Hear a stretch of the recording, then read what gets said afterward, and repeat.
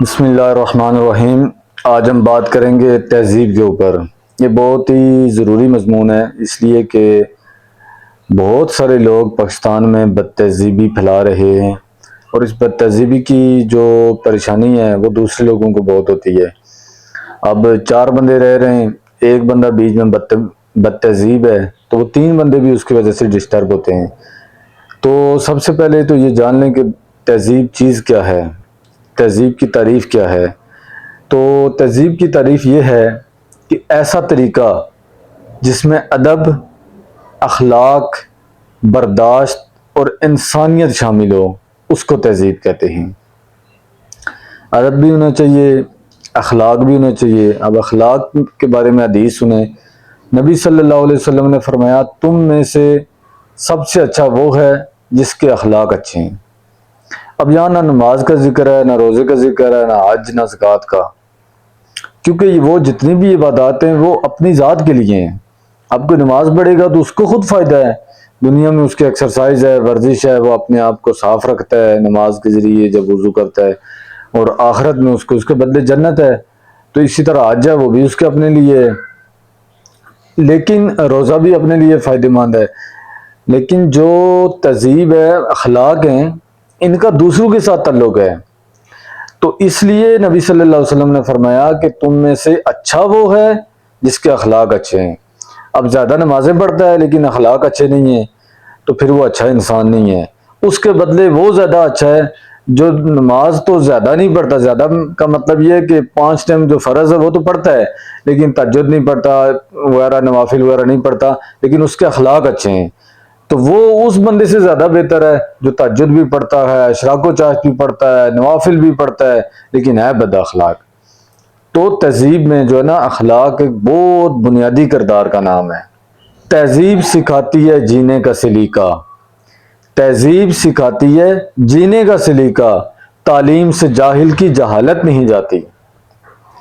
اب 5 چیزیں میں نے ایسی لکھی ہوئی ہیں جو میں بیان کروں گا، جو لوگ کامن مسٹیکس ہیں لوگوں کی، زیادہ تر لوگ ان چیزوں میں پھنسے ہوئے ہیں، یہ غلطیاں وہ کرتے ہیں۔ تو وہ پہلے نمبر پر کیا ہے؟ پہلے نمبر پر جو بات ہے وہ یہ ہے کہ میں نے دیکھا ہے کہ کچھ لوگ اندر بیٹھے ہوئے ہیں، کمرے میں بیٹھے ہوئے ہیں، مثلا 4-5 لوگ ہیں۔ اب ایک باہر جائے گا تو دروازہ بند ہے تو کھول کے چلا جائے گا، کھلا ہوا ہے تو بند کر کے چلا جائے گا۔ اسی طرح اگر کوئی بندہ اندر آتا ہے تو دروازہ بند ہے تو کھول دے گا، کھلا ہوا ہے تو بند۔ اب دیکھیں پہلے سے کمرے میں جو بندے بیٹھے ہوئے ہیں انہوں نے اپنے حساب سے ٹمپریچر رکھا ہوا ہے۔ مثلا اگر سردی ہے تو انہوں نے بند کیا ہوا ہے دروازہ، گرمی ہے تو انہوں نے کھلا رکھا ہوا ہے۔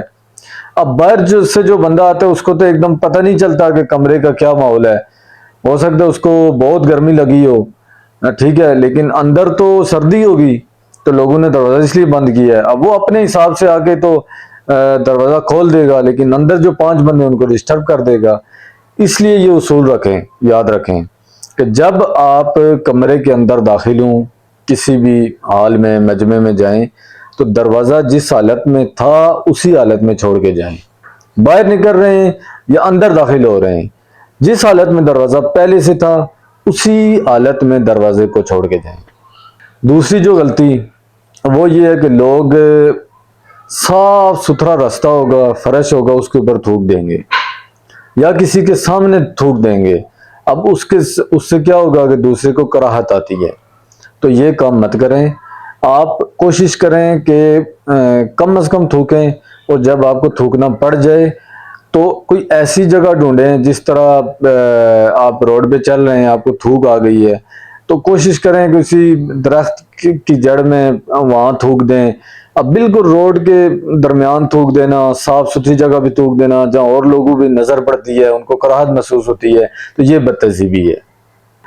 اچھا، تیسری جو غلطی میں نے نوٹ کی ہے وہ یہ ہے کہ بعض لوگ کال کرنا شروع ہو جائیں گے تو بس 10 15 کال لوگوں کو کر دیتے ہیں۔ بھائی آپ کم از کم 2 دفعہ کال کر لیا کریں، کئی دفعہ ایک دفعہ بندہ اٹھاتے اٹھاتے رہ جاتا ہے، وہ دوسری دفعہ اٹھا لیتا ہے، زیادہ سے زیادہ 3 دفعہ، اس سے زیادہ آپ کال نہ کیا کریں۔ آپ کی بندہ کال نہیں اٹھا رہا تو آپ سمجھ جائیں وہ یا تو کال آپ کی اٹھانا نہیں چاہتا، یا مجبور ہے, پھنسا ہوا ہے کسی جگہ میں, بہت ہی کوئی ایمرجنسی ہے تو اس کی بات الگ ہے. میں نارمل حالات کی بات کر رہا ہوں. ویسے آپ نے کسی کو کال کرنی ہے, یہ چھوٹا موٹا کام ہے, بعد میں بھی بتا سکتے ہیں, تو زیادہ سے زیادہ 3 کالیں کیا کریں, اس سے زیادہ کالز آپ کو نہیں کرنی چاہیے. چوتھی جو بات میں نے نوٹ کی ہے کامن مسٹیک, وہ یہ ہے کہ 2 بندے بات کر رہے ہوں گے اور تیسرا آگے پاس کھڑا ہو جائے گا. اب میں نے خود بھی یہ بڑا نوٹ کیا ہے کہ میں کسی سے پرسنل بات کر رہا ہوں, ہم آہستہ بات کر رہے ہیں, دیکھنے والے کو سمجھ بھی آتی ہے کہ یار یہ اب آہستہ سائڈ پہ ہو کے بات کر رہے ہیں, اس کا مطلب ہے کوئی پرسنل میٹر چل رہا ہے. تو کیا ہوگا کہ بندہ آئے گا, آگے پاس کھڑا ہو جائے گا. اب یہ کتنی بد تہذیبی ہے. آپ 2 بندے بات کر رہے ہوں تو آپ جا کے ان میں سے کسی ایک سے کام ہو تو دور کھڑے ہو جائیں, اسے کہیں یار مجھے آپ سے کام ہے لیکن آپ بات کر لیں, میں یہاں کھڑا ہو کے ویٹ کر لیتا ہوں, آپ بات کر لیں پھر ہم بات کر لیں گے.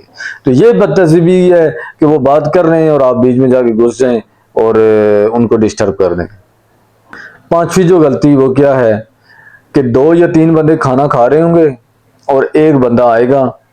اب ظاہر ہے وہ اس جو کھانا کھا رہے ہیں انہوں نے کہنا تو ہے آئیں بھائی کھانا کھائیں, تو یہ اخلاقی تقاضا ہے. لیکن اس بندے کی بھی تہذیب کا تقاضا یہ ہے کہ اس کو سمجھ جانا چاہیے کہ انہوں نے کھانا اپنے حساب سے لایا ہوا ہے. ہر کھانے میں بندہ کوئی فالتو کھانا نہیں لاتا. میں اور آپ مثلاً ہم اگر دکاندار ہیں, میں اور میرے ساتھ والا, ہم روزانہ کھانا کھاتے ہیں, تو کیا ہم روزانہ ایک بندے فالتو کا کھانا لائیں گے؟ نہیں, کیونکہ روزانہ بندہ ہی نہیں آتا. بندہ شاید 2 مہینے بعد, مہینے بعد ایک آدھ کوئی آ جائے. تو اس لیے کھانا جو 2 بندے ہوتے ہیں یا جتنے بندے ہوتے ہیں انہوں نے اپنے حساب سے لایا ہوتا ہے.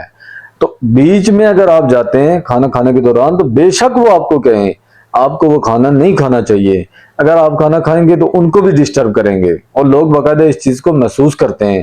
ہاں اگر کہیں آپ سمجھتے ہیں کہ اور ماحول ہے, کافی کھانا بنا ہوا ہے, یا وہ آپ کو کہہ دیتے ہیں ظاہراً کہ یار ہم کھانا کھا رہے ہیں, ٹھیک ہے آپ بیچ میں آئے ہو لیکن کھانا کافی پڑا ہوا ہے آپ آ جائیں, تو سوچ سمجھ کے جب آپ ماحول دیکھیں کہ ہاں یار واقعی ڈسٹرب نہیں ہوں گے, کھانا بھی موجود ہے, ان کو اٹھ کے جانا نہیں پڑے گا کھانا لانے کے لیے, تو پھر تو آپ بیٹھ سکتے ہیں.